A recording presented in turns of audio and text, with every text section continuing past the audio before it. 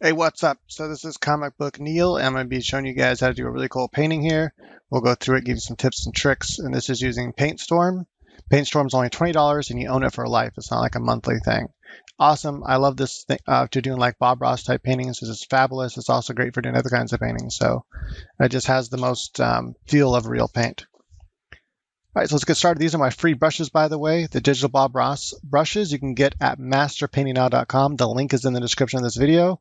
Just click on that, click on subscribe, and there you'll see the instructions on how to get the brushes. I have these brushes and I also have my other brushes, so both packs are there. And let's go ahead and get started. So first thing I like to do is I like to fill the background in with the color.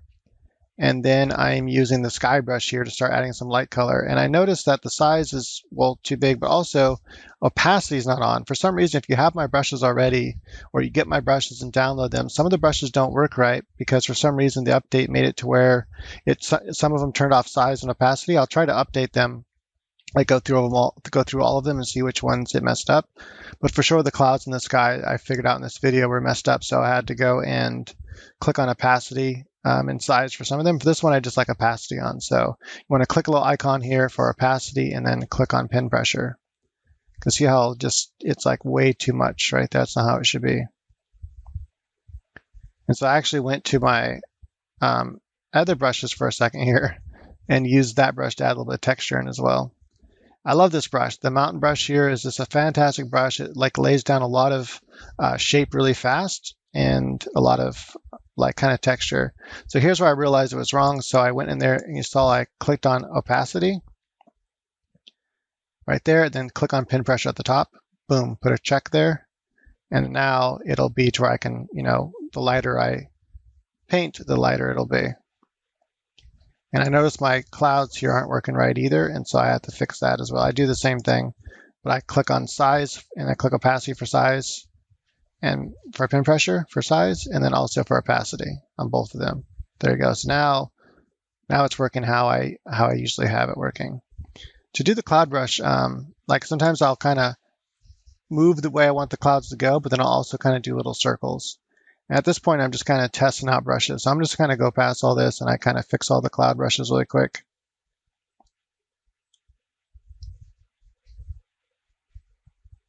Like so. Again, I'm just goofing around with brushes, trying to figure out what I don't like about it. Okay, so now I get back into it. So I like using this small cloud brush here. It's the one at the top. And you can see the icon has like this, a little bit different icon. And I like this brush a lot. And so what I'm doing is I'm laying down the lighter colors first, and I'm coming back in with darker colors. And the darker colors I'm using, let's go and watch this in real time for a second. The darker colors I'm using is kind of like this desaturated kind of purplish blue. So you can really just grab this color, make it like darker, and then just desaturate it, and that's a good color. So sometimes I'll put down some shape here, and I'll make the brush small, then I'll come back in with the other color and cut back into it, and it kind of adds more texture variety. But I like this for doing like the small little clouds and textures and things. So you can really see all these textures, and it looks like I spent a lot of time trying to create all these different shapes and stuff, but really it's kind of like, a Bob Ross trick with like, using a fan brush and then tapping it to get bushes. So yeah, anyway, let's go ahead and go a little bit faster. And I'm adding a lighter color here because I want it to be where the sun, and I'm going to use a color dodge brush and stuff too. We're going to really make that light of the sun kind of poking through here. It's going to be really cool. So stay with it. Trust me, it ends up looking really cool. I'm just messing with the randomness and scatter to see why it's not working right. Something didn't feel right, so I went ahead and added the randomness here. So angle 2, and then I added randomness to that. Or you just click random for the option. Adding a little bit of blue color there in the background. This is getting a little bit kind of reddish, but that darker color. So I think I end up changing that color a little bit and go with more of a kind of a desaturated purple blue. There you go. See that? Now I'm adding a little bit of the overlay, and then a little bit later we'll add actually the color dodge, which makes it really pop. I want to add this brighter kind of orange there, and then kind of desaturated purple, blue colors. And then we're going to start with kind of a, kind of a dark color for the mountain shape, and then I'm going to use that cloud brush to kind of dim it. So it looks like it's way in the back, right? Because atmosphere is covering it. In this case, as we get closer to the horizon, I really wanted it to be a lot of a brighter color, so that way it really looks like. And I'm actually basing this off of a photo I saw on my desktop. This mountain brush is really cool. So if you use it, like you kind of press hard and kind of randomly push up and down and then kind of lightly pull back and forth a couple times. It takes some practice to get used to it, but like see how that, like you just kind of go back and forth a little bit and you get like these different variations, like slight, just see on the edges, just a slight variation in the edges, and it kind of creates a lot of information, you know, that is not just a silhouette. And that's what you want. You kind of want that nice information there. Really makes it cool. I'm gonna kind of put another mountain range in here that's in between these two, make it a little bit darker of a color. And I kind of want like, you know, some flatland kind of going between some of these hills and mountains. So that was real time. Go back to speeding this up a little bit. And I like a lot of color variation. So, you know, like don't just stick to one color. Like that's why I like to make my own colors when I'm doing physical paints. And also, even when I'm using this, I like to oftentimes just go back up here, or I'll kind of select around once I have enough color variation. But I like that. Also, sometimes I select the color variation for my brushes. That way, as I'm painting brush by stroke, it adds a little bit of color variation to every stroke that I make. And it just makes it look more painterly and, you know, really nice. Because if all this is just all one solid color, it just looks like a cartoon. It ends up looking like a silhouette rather than like, you know, cool painting, or more like reality.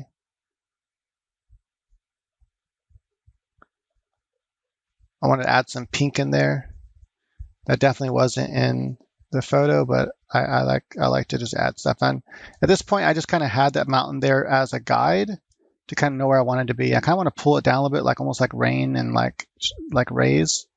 Now I'm going to come back in. Now this brush is really cool. So now I'm going to show this in real time for a second. I'm using this foam brush. I have two of them. And this is great. Foam brushes is great for doing water, and it's also great for doing these kinds of clouds. It's great for a lot of things, actually.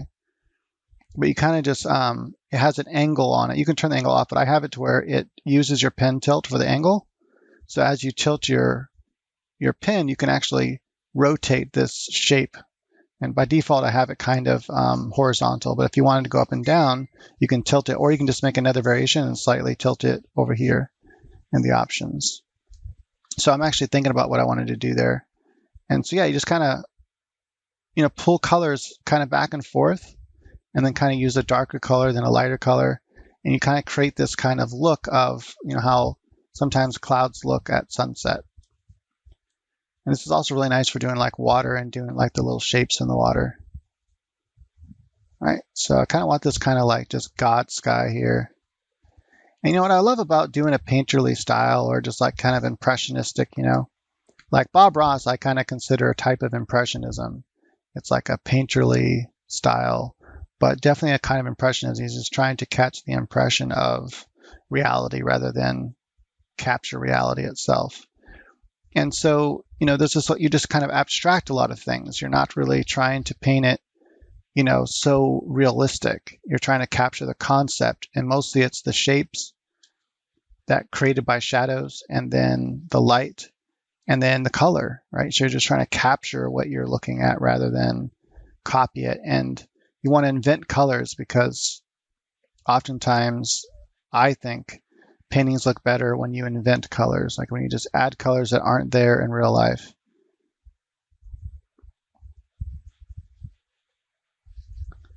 And so here I'm just kind of, I want this kind of, this can be hill here, and there are kind of some little smaller rolling hills here. And then all this up front is going to be like bushes.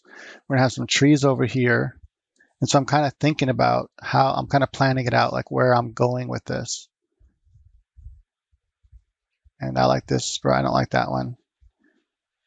That brush is good. These are my different bush brushes. I just want to make sure they're still working right. I'm going to add kind of some clump shapes in the background here. I start with the dark color first. And then if I need to, because it's like a silhouette, and if you need to, then you can add a light color. But the way I have my brushes set up is so that you can add color variation with just a couple strokes. So that was using the foam brush. I'm just trying to see if I can get some basic pattern here. Something just to break it up so it's not just all one solid mass. And I kind of get some of my brushes, my bush brushes in here. And I like to mix up my bush brushes and just kind of go back and forth. Notice here, I added some of the sky color here. It's just to add, color variation. So it's not all just green, you want to like mix it up and add some other colors. And I probably could have added more colors, to be honest. And so I wanted to break this up. And also in the painting, or not the painting, but in the photo, there's like some dirt there.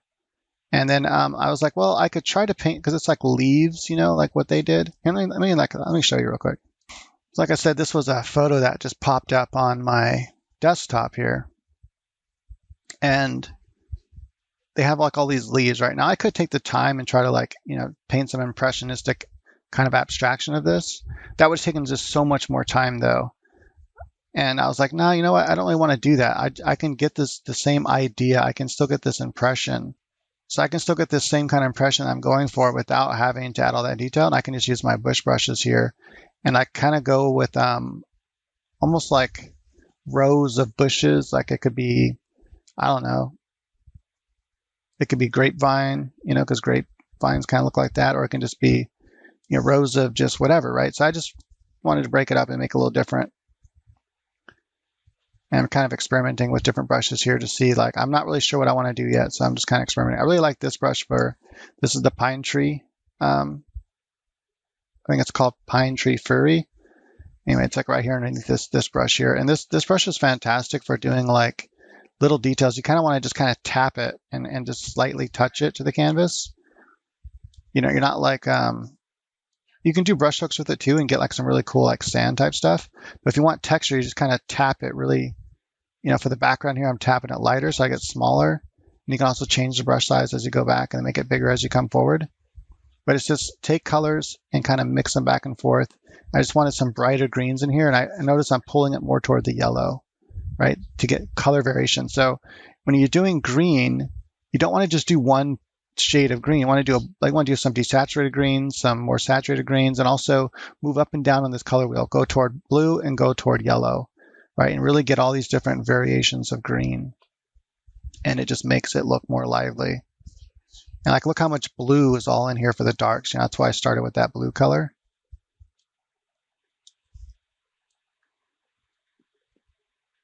And then punching it up with that yellow, really works nicely. So I was like, I could do that, but I was like, that's going to kind of destroy what I have going here. So I'm going to kind of not do that. And so I'm going to use one of my bush brushes here. And so I'm going to add some of this kind of cartoony shape here with this brush. But then I'm going to come back and add some texture. See how it's kind of more of a just really cartoony, like hard edges that you don't really see in real life. But I kind of wanted to add some of that texture, like a little bit of that leaf texture here, like this. So now it's like, oh, cool. Now it looks like there's like stuff there, but just like an impression. That's why it's called impressionism, right? It's just an impression of what's there. It's not trying to be realistic. And then look at adding a little bit of blue in there, and just really kind of makes things pop. So just experiment with colors. I like oftentimes when I'm doing shadow type stuff with a darker color of greens, I like to use different like dark blues. Really depends on the piece though. Sometimes I'll do like more toward red. So I just kind of used my water brush here and kind of pulled down some rays, and then I used my awesome blender and just kind of blended that in just to see what that looked like.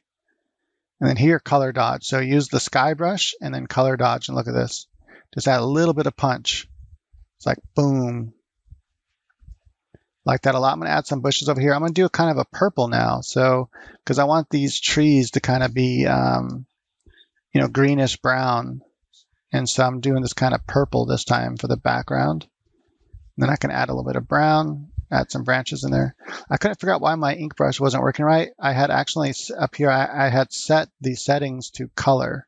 So if you just think a brush isn't working right, make sure to check and make sure it's on, you don't have it on some mode. By putting the can of tan down first and then the green over that, I kind of get a really a nice variation of bush color here. And because my shadow color I started with was kind of like this purple, it really adds a nice look. So here, see, I had on color mode, and so I put it back to normal mode, and I'm like, oh, okay, now my ink brush is working nice. This is a really nice ink brush, by the way. It's just great for inking, and it's great for detailing and stuff like that. This is under my regular oil paint brushes. So I signed my name because I think I'm done, but then I'm like, you know what? I think I can do more with this. I didn't show that part, unfortunately, but it's just a bird brushes. They're really easy to use. They're just stamps, so you can just stamp some birds in there. If you want, you can paint your own brushes too, or paint your own birds, but I figured sometimes just putting some bird stamps works fine. All right, so here I'm using my painter brushes, right? So I'm using different brushes here. I noticed that some of them also weren't working right because the opacity was turned off, so I had to turn it back on. But so I'm just kind of doing a dark silhouette here of a man in a hat, just kind of like looking out, right? I just wanted to add something different here that kind of looks like, I don't know, just gives you something more to look at. I think adding people to a landscape is almost always a good thing. And so I'm just gonna kind of mess around here, and I decide, well, because he's like in the silhouette, you know, a lot of what he's gonna be, and so I had to add some opacity. That brush doesn't work, so I don't really like, there's too much texture. So I'm gonna kind of go with a different brush here. My oily Neil brush.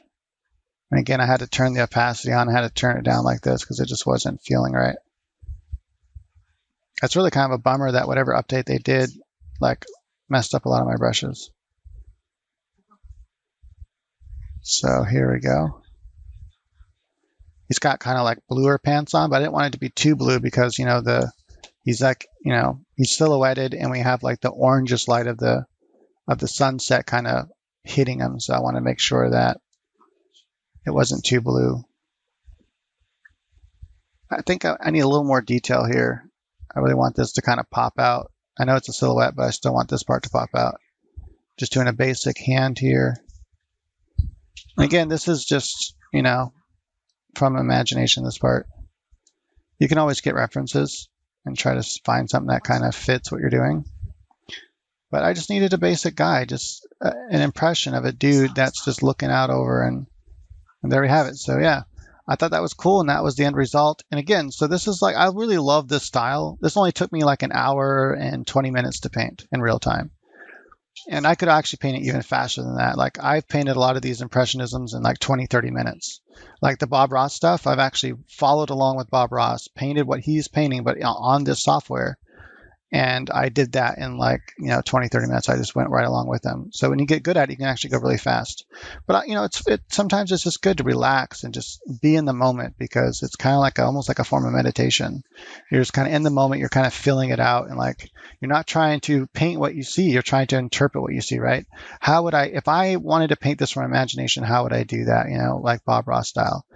And that's what I'm doing, just kind of using the different techniques I teach in the Bob Ross course and applying them. And by the way, if you like this kind of stuff, you want to try to paint this kind of stuff, it's really fun, very relaxing. And so I have a course on it, how to use the software with Paintstorm. And then just go to my website, masterpaintingnow.com, and it's the Bob Ross painting course, digital painting course. So I wanted to show you guys really quickly here some other stuff I've done using this software and these techniques. So this one here, really kind of a basic, simple thing. Most of this is just from imagination. I kind of like had the impression of maybe a palm tree back here. I could have probably went a little more detail with that, but I was doing this really fast. I was kind of I want to see if I can nail down the basic concept or idea. Certain things about this I would want to change. I want to add more color variation here, more like cool colors into here. Like, say I have some purples in here. I kind of want to go more desaturated blues into the shadows here. I think I'd want to push that more, and I'd want to push this darker in here and really add some variation and darkness on the edge and darkness here, and maybe some more darkness back here, so this pops out more, and it would just kind of, just kind of more of a sense of light and dark and contrast. But overall, I like the idea. Mainly, I just wanted to practice doing some really crazy waterfall, like where it kind of comes down and comes down and comes down. I just wanted it to constantly go in like this. And so, and my wife actually wanted me to do something like that. So I did this. I might revisit this one again, do something like this again, but better. But anyway, so, but you can see, and I was able to do that pretty fast. And then here's another one. This is kind of using my abstract brushes, which are at the bottom here. And yeah, just mainly it's just abstract brushes. I may use a little bit of the sky brush back here and stuff, a little bit of the clouds, but most of this is just using the abstract brush. And yeah, it's really kind of cool. Just kind of, I kind of want the impression of I think this was the Grand Canyon. This was based off of, inspired by a photo, but all these colors weren't in the photo. So I'm like, I decide what colors I think look good together. I'm like, I want to do some like a lot of cool colors here, but they're kind of like warmish looking compared to like this really cool here. And then, get really warm as we come out. And I thought that was kind of cool. And then one last one here really fast before we go. I actually have a video on this one on the channel, so if you want to check it out, I think it's called like Fairies Waterfall or something like that. Again, it's just using Bob Ross brushes, Bob Ross techniques. You can actually do fantasy stuff with the Bob Ross technique. Like I know Bob Ross never did because he wasn't good at painting people, but even if you don't paint people, you can still, the fairies don't have to be in here. This could have just been a landscape, and it's just using Bob Ross techniques, and it's just, get some cool reference, and interpret it with the Bob Ross technique, or, come up with the stuff from imagination, like just imagine some cool ideas on waterfalls. It's really cool. You can really imagine some interesting worlds using Bob Ross techniques. But that's it for this video. Hey, if you enjoyed this at all, do me a favor, smash that like button. It just takes a second. Really, you just click it right now. You just click it. You click it. All right.